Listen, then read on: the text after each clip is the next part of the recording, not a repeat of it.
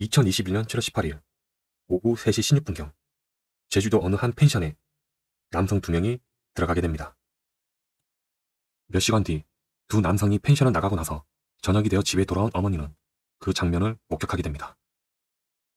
다음날 새벽 0시 41분 범인 중 한 명이 체포되었고 이후 7시 16분경 다른 숙박업소에 숨어있던 다른 범인도 체포되었습니다.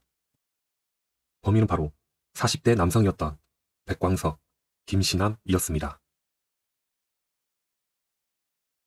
사건은 이랬습니다. 7월 18일 일요일 오후 3시 16분경 제주시 조천읍 한 주택에서 시작되었습니다.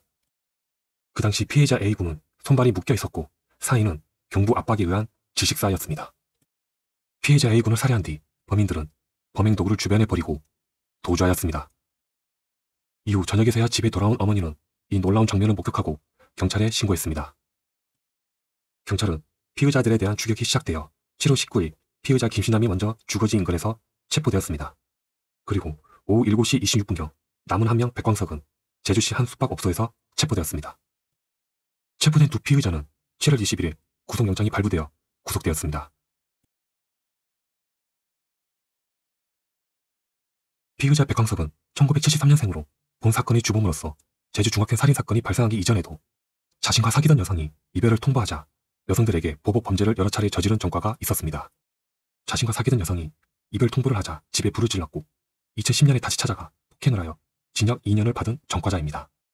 당시 범인 백씨와 피의자 어머니 B씨는 사실혼 관계였는데 이후 B씨와의 관계가 틀어지자 너의 소중한 것을 빼앗겠다며 피해자 A군을 살해한 것입니다.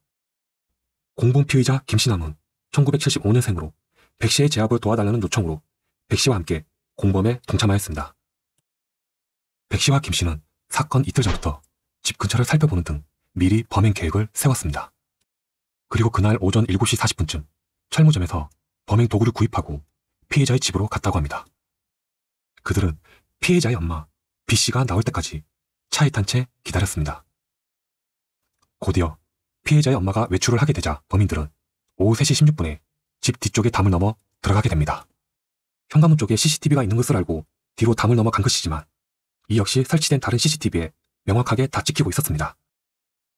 집으로 들어간 이들은 김모군의 손과 발을 묶어 결박했습니다.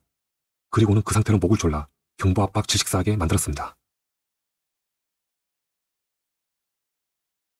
주범 백광석은 피해자의 모친 B씨와 사실혼 관계였을 때에도 여러 차례 협박과 폭행을 일삼았다고 합니다.